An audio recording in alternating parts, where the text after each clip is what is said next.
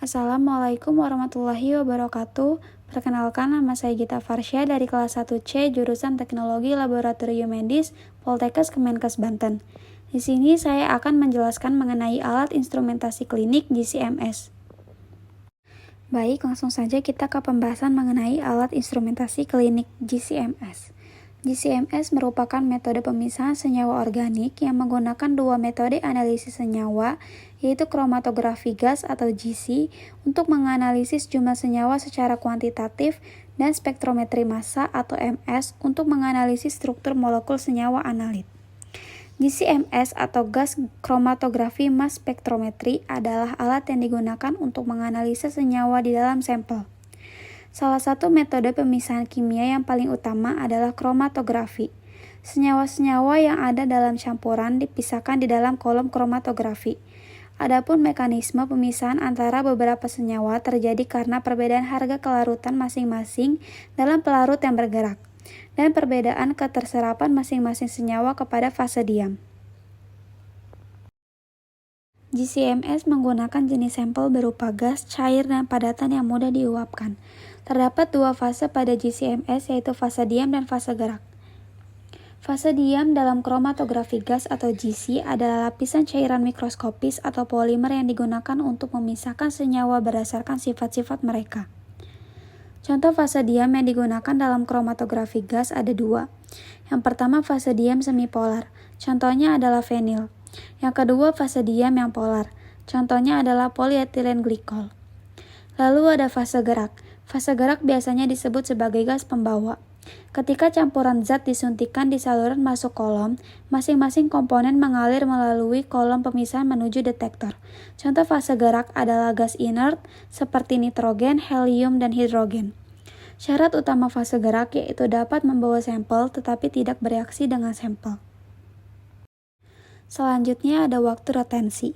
Waktu retensi dinyatakan sebagai lamanya waktu analisis sampel, di mana pada fase terbalik zat yang lebih polar akan terelusi lebih dulu dan memiliki waktu retensi yang lebih cepat dibanding zat non-polar.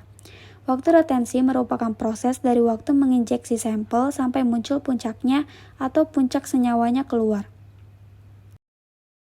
Apabila waktu retensi tinggi, maka lebih lama muncul waktu retensinya. Apabila waktu retensi rendah, maka lebih cepat muncul waktu retensinya. Waktu retensi yang bagus tidak dapat dilihat dari tinggi dan rendahnya.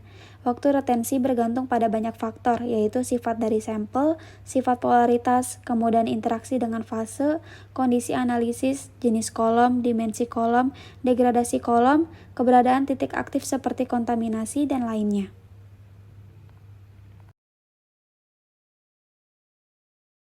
Bagian-bagian GC-MS. Yang pertama ada carrier gas. Tabung gas akan terhubung ke pipa atau selang yang menghubungkannya ke flow controller. Gas tersebut merupakan fase gerak. Beberapa jenis gas carrier yaitu helium, nitrogen, dan lainnya. Yang kedua ada flow controller, sebuah komponen yang digunakan untuk mengatur jumlah keluaran gas carrier. Yang ketiga ada injector port, digunakan untuk menyuntikkan sampel. Yang keempat ada kolom. Di dalam kolom ini terdapat fase diam. Selain itu juga terdapat oven yang bertujuan untuk mengatur temperatur yang sesuai dengan sampel apa yang dianalisis. Kolom ini juga tempat terjadinya suatu pemisahan. Yang kelima ada detektor, untuk melakukan deteksi, pengukuran, dan konversi senyawa-senyawa yang terpisah oleh kolom kromatografi gas. Yang keenam ada recorder atau komputer. Setelah dideteksi oleh detektor, detektor akan mengolah data tersebut dan direcord oleh suatu recorder atau biasa disebut komputer. Nantinya kita akan mendapatkan data berupa kromatogram GC atau juga data angka berupa waktu retensi dan persen area. Cara kerja GC-MS. Pertama, menyuntikkan sampel ke dalam kromatografi gas atau GC. Sampel disuntikkan ke dalam wadah yang dipanaskan hingga 300 derajat Celcius di mana material kemudian diuapkan. Yang kedua, pemisahan komponen gas saat mengalir melalui kolom. Kolom dimasukkan ke dalam oven khusus yang mengontrol suhu dari 20 derajat Celcius hingga 320 derajat Celcius. Permukaan kolom dilapisi dengan bahan yang akan memisahkan berbagai senyawa kimia dalam sampel berdasarkan ukuran atau polaritasnya. Komponen sampel yang lebih mudah menguap dan berukuran lebih kecil akan bergerak melalui kolom lebih cepat dibandingkan komponen lainnya. Yang ketiga, analisis dalam spektrometer massa atau MS. Komponen yang terpisah mengalir langsung keluar kolom dan masuk ke MS yang memiliki 3 langkah internal. Yang pertama, sumber ionisasi. Komponen diledakkan dengan elektron, menyebabkan terurai dan berubah menjadi ion bermuatan positif. Yang kedua, filter. Ion melewati medan elektromagnetik dan menyaring berdasarkan massa. Analis menetapkan kisaran massa yang telah ditentukan untuk diizinkan melewati sumber ionisasi. Yang terakhir, detektor. Menghitung jumlah ion yang disaring. Informasi dikirim ke komputer dan spektrum massa, distribusi ion dengan ukuran berbeda. Keuntungan GC-MS, yaitu menawarkan efisiensi ionisasi Floer yang konstan apapun struktur kimia senyawanya. Artinya ia dapat memberikan kuantifikasi yang akurat tanpa memerlukan standar khusus gabungan. Keuntungan lainnya adalah dapat mencapai deteksi unsur sub-pikogram untuk Floer, dengan batas deteksi sekitar 1 urutan besarnya lebih baik daripada teknik unsur MS lainnya. Kekurangan GC-MS.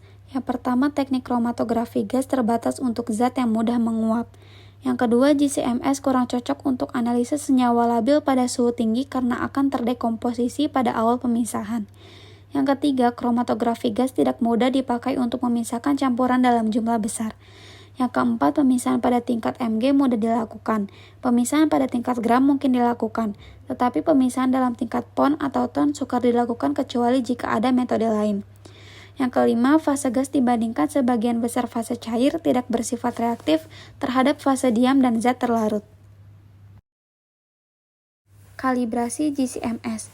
Buat satu seri larutan. Setelah itu suntikan dengan volume sama tiap larutan ke dalam tempat penyuntikan zat. Gambar garis kalibrasi dari kromatogram dengan berat zat pada sumbu horizontal dan tinggi puncak kurva atau luas daerah puncak kurva pada sumbu vertikal. Buat larutan zat seperti yang tertera pada masing-masing monografi. Dari kromatogram yang diperoleh dengan kondisi yang sama seperti cara memperoleh garis kalibrasi, ukur luas daerah puncak kurva atau tinggi puncak kurva. Hitung jumlah zat menggunakan garis kalibrasi. Dalam cara kerja ini, semua harus dikerjakan dengan kondisi yang betul-betul tetap. Selanjutnya ada kalibrasi standar GC-MS. Pertama, setelah selesai running standar, pada menu View, klik menu Data Analisis. Double-klik data yang diinginkan. Kedua, ambil data yang akan dianalisa melalui file. Yang ketiga, bila pada data yang dipilih terdapat peak yang tidak dikehendaki, klik Integration, save lewat ikon bergambar buku, isi nilai parameter yang cocok, klik Yes. Yang keempat, isi calibration table melalui calibration, isi kolom dengan nama auto calibration table konsentrasi, masing-masing compound, klik Yes. Kelima, bila data sudah terkalibrasi dan ingin diedit, cukup melalui replace. Bila ada waktu retensi yang berubah, ganti dengan waktu retensi yang baru. Keenam, simpan data yang sudah terkalibrasi.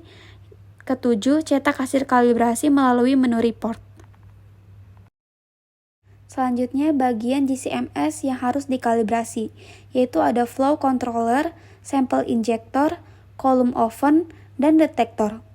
Kendala dalam kalibrasi GC-MS. Tidak ada yang bisa mengkalibrasi GC-MS. Yang bisa kalibrasi hanya perusahaan pembuatnya saja. Cara membaca kromatogram GC-MS. Sumbu X sama dengan waktu retensi.